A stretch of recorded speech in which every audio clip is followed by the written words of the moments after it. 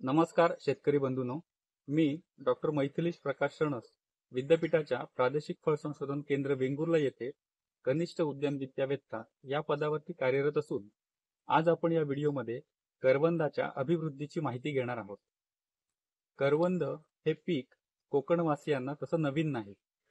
कोकणातली आंबा, काजू ही जी काही मुख्य फळपिकं आहेत या व्यतिरिक्त दुय्यम पिकांमध्ये मोडणाऱ्या इतर विविध फळपिकांमध्ये करवंद हे एक महत्त्वाचे फळपीक आहे। करवंदाला शास्त्रीय भाषेमध्ये कॅरिसा कंजेस्टा असे संबोधले जात असून ते ॲपोसायनेसी या कुळामध्ये मोडते। व्यापारी दृष्ट्या करवंदाचा विचार केला तर करवंदाची कच्ची आणि पिकलेली फळे यांचा वापर खाण्यासाठी तसेच विविध प्रक्रियायुक्त पदार्थांमध्ये केला जातो। यामध्ये करवंदाची चटणी, लोणचे, जॅम, स्क्वॅश, सिरप इत्यादी विविध प्रक्रियायुक्त पदार्थांचा समावेश होतो। या व्यतिरिक्त करवंद हे जीवनसत्व क आणि लोह मुबलक प्रमाणात असलेले एक फळपीक आहे आणि म्हणूनच करवंदाची फळे ही गुणकारी समजली जातात। करवंदाचे व्यापारी दृष्ट्या असलेले महत्त्व लक्षात घेऊन विद्यापीठाने करवंदाची कोकण बोल्ड ही जात कोकण विभागासाठी विकसित केलेली आहे।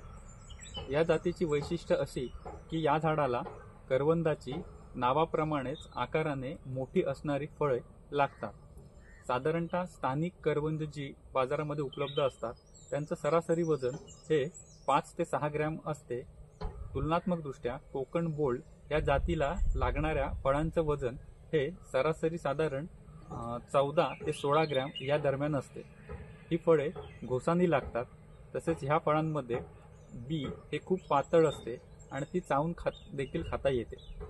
तसेच कोकण बोल्ड या फळातील गराचे प्रमाण हे 90% अधिक राहते। कोकण बोल्ड या करवंदाच्या जातीची दर्जेदार कलमे माफक दरात शेतकऱ्यांसाठी विद्यापीठाकडे नेहमीच उपलब्ध असतात। या करवंदाची 2 प्रकारे अभिवृद्धी केली जाते।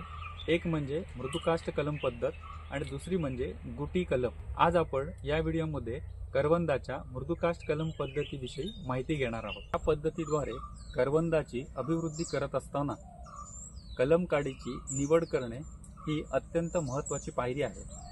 कारण करवंदामध्ये वर्षभर नवीन कोवळ्या पालव्या त्या फुटतच असतात। इंग्रजीमध्ये त्याला वॉटर शूट्स असं म्हणतात।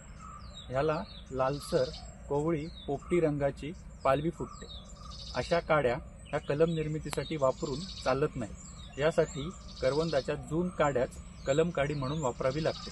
त्यासाठी मातृवृक्षावरून कलम काडीची निवड करताना सुरुवातीचा कोवळा की ज्यावरती लालसर पोपटीसर रंगाची पानं आलेली आहेत अशी फांदी छाटावी लागते। ती छाटल्यानंतर मागच्या जून फांदीवरील साधारणतः 15 ते 20 सेंटीमीटर लांबीची जून झालेली फांदी कलम काडी म्हणून निवडावी लागते। या काडीवरती असणारे पानं विशेषतः काटे हे चाकूच्या साहाय्याने काढून टाकावे लागतात आणि अशी काडी मातृवृक्षापासून विलग करून खुंट रोपावर बांधणी करता वापरली जाते। करवंदामध्ये खुंट रोपाची निर्मिती करण्यासाठी साधारणतः मे जूनच्या दरम्यान पिकलेल्या करवंदाच्या फळांपासून बिया गोळा करून त्या रुजत घातल्या जातात। ह्या बिया रुजून आल्यानंतर साधारणतः 4 ते 5 महिन्यांनी म्हणजेच रोप ऑक्टोबर नोव्हेंबरच्या दरम्यान कलम बांधणीसाठी वापरले जाते। करवंदाचे हे रोप खुंट रोप म्हणून वापरत असताना एक आपल्याला काळजी घ्यावी लागते। ती ह्या रोपाला खालून अनेक फुटवे फुटतात। आपल्याला ह्यातला एकच सशक्त जोमदार वाढणारा फुटवा कलम बांधणीसाठी ठेवून बाकीची फुटवे हे चाकूच्या साहाय्याने काढून टाकावे लागतात। ठेवलेल्या एका दर्जेदार फुटव्यावरती त्याचा शेंडा आपल्याला खुडावा लागतो।